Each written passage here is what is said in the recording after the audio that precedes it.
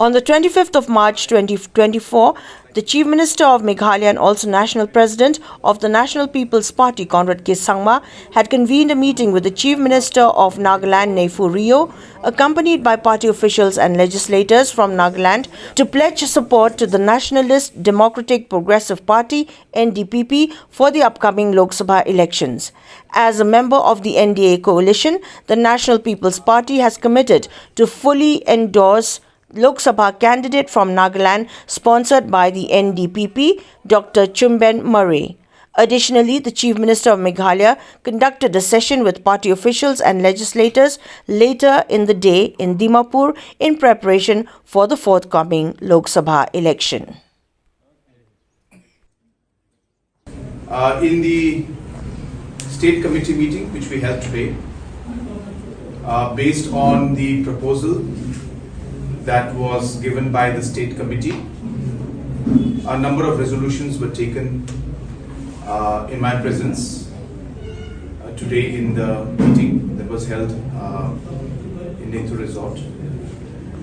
The first resolution that we took today officially was to support the candidature that is being proposed and sponsored by the Ndpp for the Lok Sabha elections.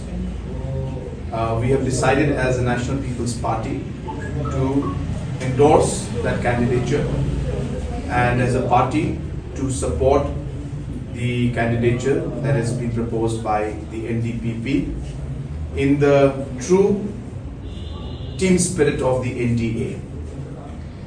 As you're aware, the NDA partners have expressed similar support to the different political parties of the NDA who have sponsored candidates in different parts of the Northeast. The NDA partners are supporting each other in those states also. For example, in Meghalaya, the NDA partners are supporting the candidature of the Npp. In Arunachal, the NDA partners are supporting the candidature of the BJP. And also in Outer Manipur, the NPF has met me today and they have urged for us to support. And officially we have discussed this with the Manipur unit also of the NPP, and our MLAs have also expressed, then the parties expressed that they will support the candidature of the NPF in Outer Manipur also. So hence, this is the spirit in which the entire NDA is today working. And it is in that spirit that we met the Honorable Chief Minister of Nagaland, Mr. Rio, and we have handed over the resolution to him, and we have expressed, as I said, our full support for the candidature that is sponsored by the Ndpp.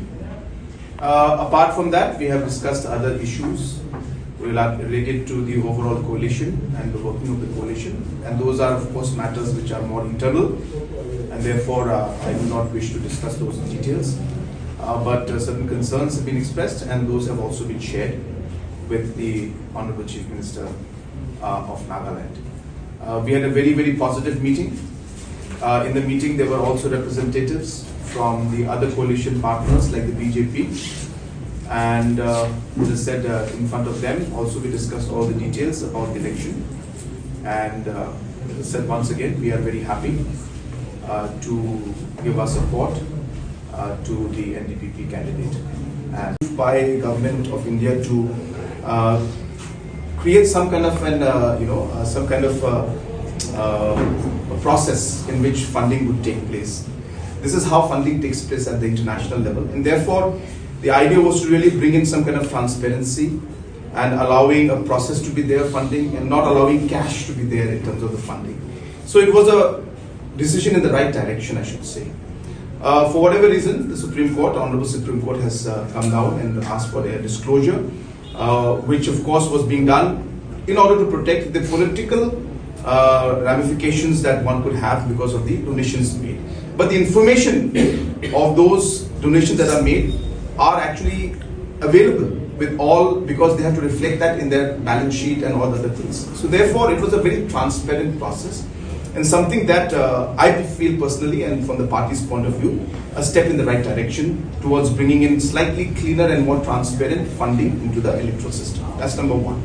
For whatever reason the Supreme Court has decided, I'm not here to judge on that. But as I said, the decision of the government and Election Commission to make electoral bonds and to allow the funding through electoral bonds was the correct one, and it was done in the right earnest.